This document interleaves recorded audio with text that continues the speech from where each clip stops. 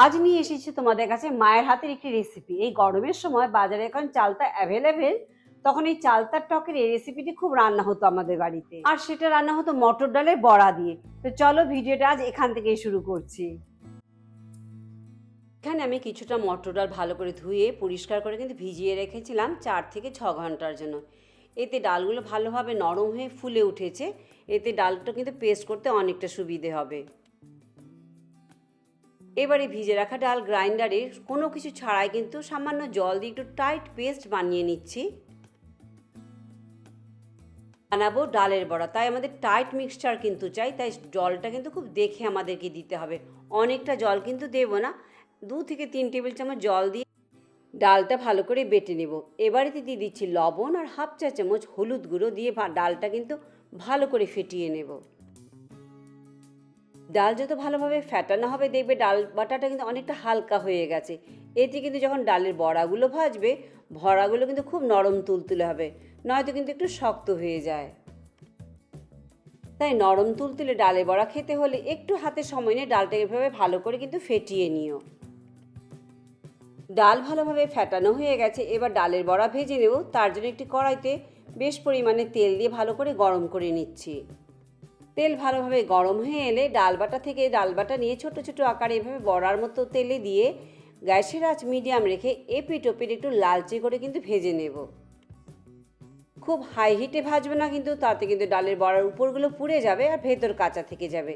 তাই গ্যাসের আঁচ মিডিয়াম রেখে কিন্তু ডালের বড়াগুলো ভালো করে ভেজে তুলছি।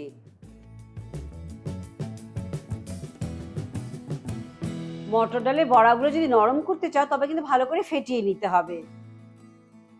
বড়াগুলো সুন্দরভাবে ভাজা হয়ে গেছে, সুন্দর রং এসে গেছে। এবার এই ভেজে রাখা বড়াগুলো একটি পাত্রে তুলে নিচ্ছি, আর একইভাবে সবগুলো বড়া কিন্তু বানিয়ে নেব। এবার এই গরম গরম ডালে বড়া খেতে কিন্তু এমনিও খুব ভালো লাগে। অনেকগুলো বড়া ভাজা হয়ে গেছে, কিছুটা বড়া কিন্তু আমি রেখে দিচ্ছি, পরে কিছু বানাবো আবার। বড়া ভাজা হয়ে গেছে, এবার চলো গিয়ে চালতা কেটে নিই। চালতাটা ভালো করে ধুয়ে রেখেছিলাম, এবার কেটে নিচ্ছি।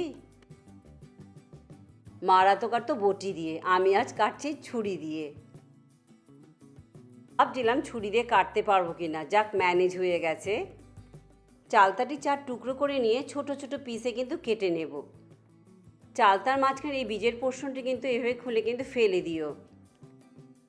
এবার ছোট ছোট টুকরোতে আমি কেটে নিচ্ছি।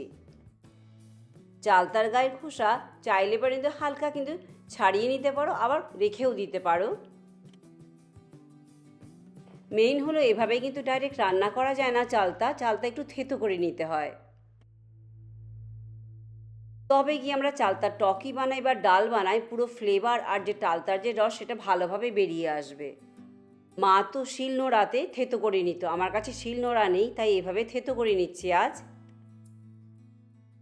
হামানদিস্তা তো কিন্তু ভালোভাবে কিন্তু থেতো হয়ে গেছে, দেখতেই পারছো। এইভাবে থেতো করে নিয়েছি আমি, সবগুলোই থেতো করে নেওয়া হয়ে গেছে। এখন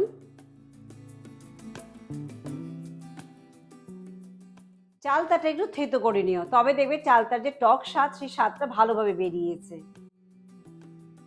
এবার টক বানাবার জন্য 1 চা চামচের তেলের মধ্যে দিয়ে দিচ্ছি একটি শুকনো লঙ্কা হাফ করে ভেঙে, একটু নেড়ে চেড়ে নেব।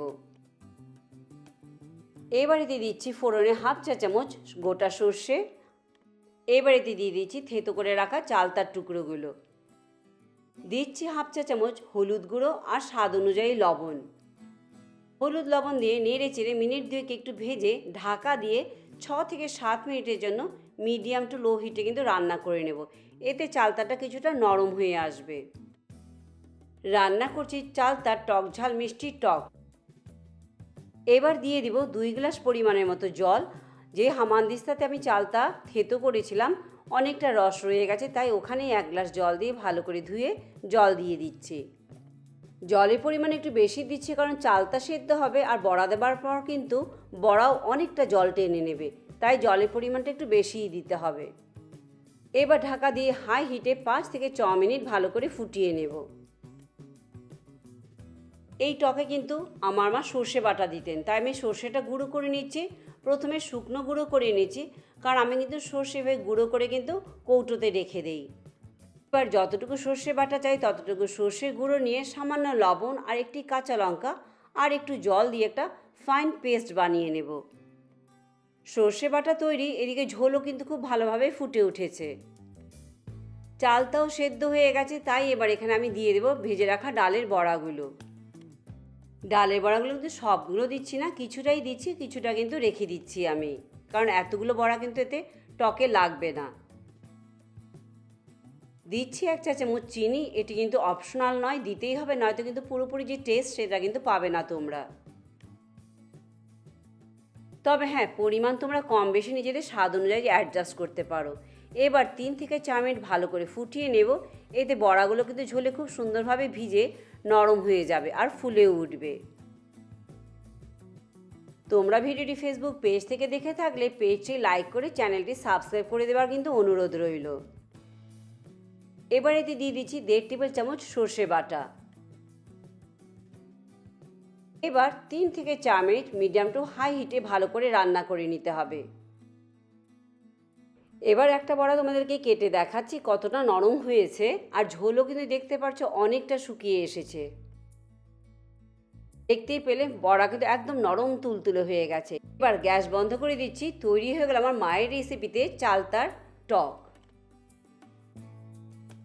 মটর ডালের বড়া দিয়ে টক ঝাল মিষ্টি টক। তা কেমন লাগলো রেসিপিটি, এই মটর ডালের বড়া দিয়ে চালতার টক? জানাতে একদম ভুলো না, আর লাইক শেয়ার সাবস্ক্রাইব করতে কিন্তু একদম ভুলো না। পরে আবার অন্য কোনো ভিডিও নিয়ে তোমাদের কাছে চলে আসবো। সবাই ভালো থেকো, চলো বাই বাই।